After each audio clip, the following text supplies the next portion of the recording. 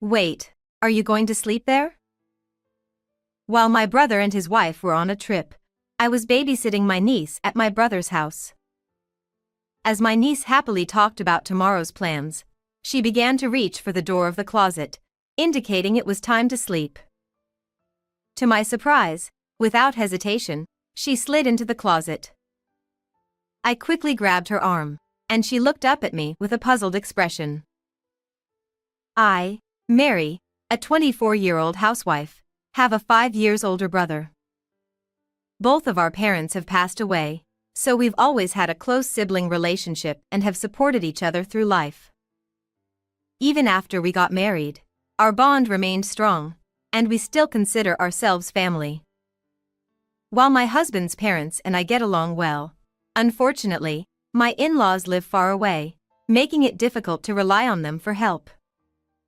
My brother and his wife had a shotgun wedding, but due to conflicts with her own family, they became estranged, so we both live without nearby support. However, our relationship has always been comfortable, with no reservations about asking each other for help. Additionally, both my brother and I had daughters, and with my daughter being born 4 years after his, our families became even closer.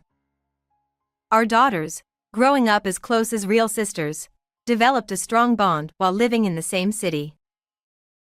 As time passed, around the time my niece Kathy turned 10, I heard from my brother about their plan for a 10th anniversary trip. He said, "Mary, if it's okay with you guys, could you take care of Kathy while we're away? We're planning a 1-night, 2-day trip nearby, and we thought it would be nice to spend some time alone together as a couple after a long time." Seeing my brother's happy and somewhat shy expression, I readily agreed, understanding it was an easy request.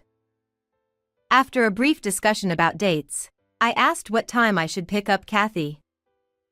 He shook his head, indicating I hadn't thought about it. It seemed they were concerned about leaving their house unattended with Kathy staying at my place, especially regarding security, so they asked me to stay overnight at their house instead. Despite laughing at his cautiousness, I couldn't argue with my brother's insistence on being careful. So, I entrusted my somewhat anxious daughter to my husband and decided to stay overnight at my brother's house alone. After spending ordinary days, the day of the anniversary trip arrived, and I went to stay at my brother's house as planned. Wanting to reassure Kathy, who seemed a bit anxious watching her parents leave, I held her hand as we bid farewell to my brother and his wife. It was the start of our 2-person house-sitting adventure. Initially, I thought of bringing my daughter along and having my husband pick her up only at bedtime. However, when I mentioned this, Kathy adamantly refused, unusual for her, saying absolutely no to bringing my daughter into the house. While she hadn't minded our family visits before, there seemed to be a reason she didn't want anyone coming today. Although she seemed lonely and expressed a desire to play with my daughter, she sadly understood she couldn't call her over. When I promised her we'd visit my place to play after breakfast the next day, her eyes sparkled. For Kathy, who usually played with my daughter in mind, I prepared games with slightly more challenging rules and puzzles that adults could enjoy too. As Kathy perked up, I asked her what she wanted to play. We spent time playing games, cooking dinner together, but Kathy always stuck close to me, looking around nervously, no matter what we did. Initially, I thought she might feel lonely without her parents, or perhaps she was still nervous, but hours passed, and nothing changed. I asked Kathy if something was bothering her, but no matter how many times I asked, she just said, "I'm fine. It's nothing." Her behavior, like being on high alert for something unseen, puzzled me. Finally, when it was time for bed, I would learn the reason. As Kathy changed into her pajamas, she cheerfully said, "Let's sleep early today and leave for your house in the morning." She opened the closet door with a smile, revealing a mattress and blanket prepared inside. Confused, I watched as Kathy quickly lay down on the mattress, saying goodnight and attempting to close the door. Wait, Kathy. Are you sleeping there? I exclaimed, surprised and raising my voice unintentionally. Kathy, with a serious expression, replied, Yeah, but it's okay. I'll leave it slightly open. If I hear anything, I'll wake up right away. Trying to conceal my confusion, I invited her to sleep together tonight. After several invitations, Kathy hesitantly crawled into my bed. She asked me to use my blanket because she wanted to keep hers inside the closet as a hiding spot, and I said, of course yes. I asked her why she needed a hiding spot. She replied with a deep sense of concern. Demon is coming. At first, I found it cute, thinking she was still a child. However, what followed was enough to make me believe in the existence of the demon. Kathy trembled and clung to my arm, explained. Demon is very scary and clever. They only come when my dad isn't home. If demon comes, I must never leave the closet until my mom defeats it. She always cries while defeating demons. I once tried to help mom, but I got scared when demon banged on the door. Hugging the trembling Kathy, I sighed inwardly. Perhaps this demon truly existed. It wouldn't be a trick to get children to bed early. I was informed of my sister-in-law's infidelity unexpectedly. It troubled me deeply. If Demon was her mother's lover, he wouldn't come to this house when she wasn't here. Nevertheless, Kathy believed Demon only came when her father wasn't home. Today, with her father absent, she refused to let my daughter come over and remained by my side, vigilant of the windows and doors. Considering my brother's trust in his wife and gentle Kathy, I felt anger toward my sister-in-law. But at that moment, I just wanted to reassure Kathy. I held her hand and smiled. It's okay because I'm here today. Demon is smart, right?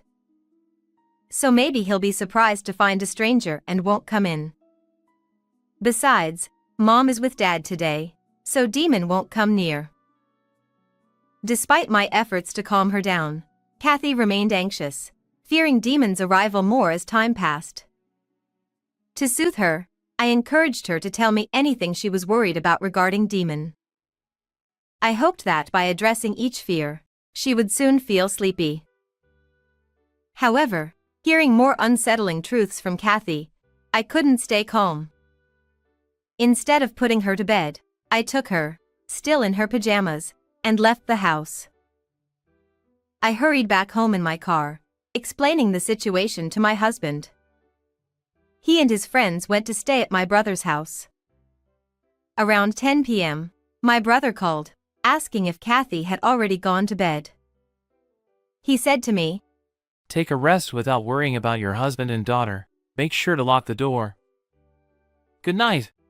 I was doing my best to keep my voice from trembling as I was strongly told not to leave the house. After hanging up, I looked at Kathy sleeping peacefully with my daughter and vowed to defeat Demon in my heart. The next morning, my husband returned after spending the night at my brother's house. As he recounted last night's events, I trembled with fear and anger. Reassured that my decision from yesterday was correct, I spent the day at home with Kathy and the rest of the family, waiting for my brother and his wife, who would come to pick her up. Upon seeing my face, my brother immediately interrogated me and Kathy about why we weren't at his house last night. Why didn't you sleep at our place? How many times did I ask you not to leave the house? Even though you said you understood, what were you thinking? Just going back to your own house without permission? My brother's intense protest about me breaking the promise filled me with discomfort. I coldly asked why he knew we weren't home during their trip. My brother answered, Well, I made sure Kathy has a smartphone with GPS. If that were true, he wouldn't have needed to repeatedly call me last night, insisting that we not leave the house. Checking the GPS would have easily revealed that we weren't at my brother's house. Suppressing the urge to immediately confront my brother, I continued the conversation quietly, so the children in the other room wouldn't hear. By the way, who were the two unknown men who came to your house late last night? What were they doing at a house where only Kathy and I should have been? Did strangers come? It's a relief nothing happened. My brother's voice trembled. But it wasn't fear of intruders or relief that his daughter was safe. His gaze darted around as if carefully choosing his words. Hey, about those guys. I pressed my brother further about the men who seemed like demons, but my sister-in-law's voice cut in, interrupting. It seemed she didn't want the conversation to proceed further.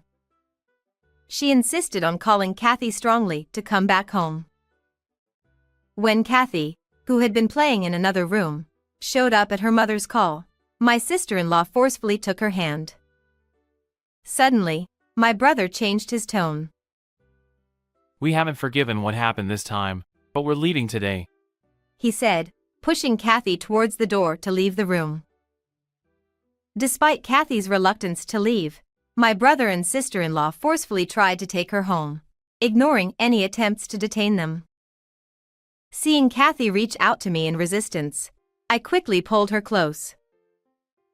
Hey! What are you doing? My sister-in-law exclaimed as I shielded Kathy from her grasp, keeping the couple away. Desperate to take back their daughter, my brother and sister-in-law hurled aggressive words at us, advancing in anger.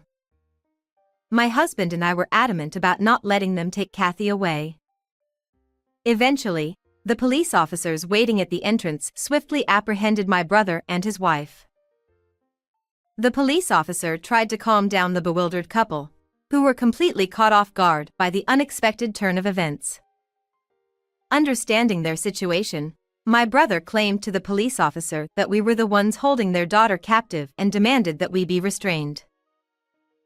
My sister and her husband took our daughter from our home and locked her up here. Hurry! Please help Kathy! There's no time to waste holding me down. I won't run or hide, so let me go! My brother pleaded. Kathy and my daughter, who had come out after noticing the commotion, hid behind me. They whispered to each other, puzzled by the situation, noting that they were not confined at all. Whether they heard that or not, my brother sternly instructed Kathy to come to him. However, she was too scared by her father's aggressive demeanor to leave my side. My sister-in-law stood quietly next to the police officer, only looking at my brother as if wanting to say something, but she didn't call for Kathy. As my brother continued to yell at the entrance, protesting against the unexpected turn of events, the police officer completely restrained him. Then, my husband held out his smartphone in front of my brother. Realizing this, I quickly instructed Kathy and my daughter to wait in the room they were in earlier, closing the door so they wouldn't hear anything. Confirming this, my husband silently began playing the video he recorded last night at my brother's house. As my brother and his wife watched the video, their faces turned pale. The beginning of the video showed two men quietly entering the room after turning the key in the lock, seemingly using a spare key. The men, appearing cheerful at first, greeted my husband while mentioning my brother's name. Then they asked, "How much did you pay?" "I could get a discount because the girl was his sister." They laughed and continued talking, mentioning their good relationship with my brother and his wife, which led to a further discount. They also said, "We're lucky we play with the child today," showing a sinister smile. Though I couldn't see the screen, just listening to the audio sent shivers down my spine. Afterward, my husband's friend began questioning. Then the men realized something was off. They inquired about me and Kathy, our whereabouts, my husband becoming angry, and realizing we weren't there. Finally understanding the situation, the men hurriedly left. It seemed they hadn't noticed the recording until the end, or perhaps they intentionally didn't mention it. My brother, who was supposed to be close to them, seemed to tremble upon learning about the video's existence. With a pale face, my brother desperately claimed, I didn't know anything. I was set up. "Until I saw this video, I had thought my brother was innocent, and that my sister-in-law had plotted everything." However, the video clearly showed my brother handing over Kathy and me. Unable to feign ignorance any longer, my brother was taken away by the police. Despite my sister-in-law's attempts to deny involvement, the police, who had heard Kathy's testimony beforehand, insisted on accompanying them, as there were many questions to ask. Thus, both my brother and sister-in-law ended up under police care. In the following days, during police interrogation, my brother and sister-in-law confessed everything and were subsequently arrested. It turned out my sister-in-law had been inviting men to their home on nights when my brother was on night duty, accepting money from them. Realizing there was demand for children like Kathy within a certain circle, my sister-in-law meticulously used Kathy to avoid legal trouble. In order to protect her mother, who was being bullied by the demons, Kathy, unaware of the true situation, obediently posed for photos taken by the men. These were merely innocent photos, devoid of any sexual connotations. My sister-in-law would then develop these photos from disposable cameras and show them to her clients, auctioning them off for a high price. However, she only lent the photos and never sold them. Although I despised their actions, it should have ended as a story unrelated to my husband and me. However, when my brother discovered my sister-in-law's business, instead of criticizing her or protecting his daughter, he started gathering men to become clients. Thinking that increasing employees would increase sales, my brother decided to involve me in the business. However, he couldn't just ask me normally, so he forced me to work and came up with the idea of continuously threatening me by taking photos at the scene. So my brother and sister-in-law carefully chose a date, intentionally selecting a day when there were no neighbors around, and locked me and Kathy in their home. Then, they exchanged the spare key for a large sum of money and went on a trip to prove their innocence. The miscalculation for my brother and sister-in-law was that Kathy, who had always unquestioningly obeyed my sister-in-law's orders, disclosed the truth about the demons to protect me. While Kathy didn't fully understand the conversations happening in the house, she knew that the demons were targeting us. By conveying this to me, the hellish environment at my brother's house came to light. That night, after learning about Kathy's situation, I asked my husband to take videos of the demons. When they blabbered on endlessly, the police responded promptly when I reported them. Simultaneously, I reported to the Child Protective Services, ensuring Kathy's safety. Informing the police officers that my brother and sister-in-law were coming to our house, we finally managed to protect Kathy by having them apprehended. My brother and sister-in-law, arrested on charges including violations of the child welfare law and the anti-prostitution law, were sentenced to prison despite being first-time offenders. The photos of children accumulated over several years were deemed highly malicious. Once images are leaked onto the internet, they can never be erased.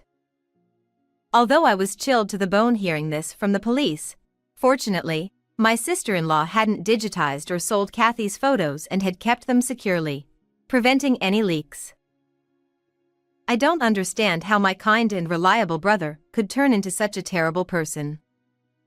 We had always helped each other out, but I had never noticed how twisted things had become. Regardless, I hope they face up to their actions.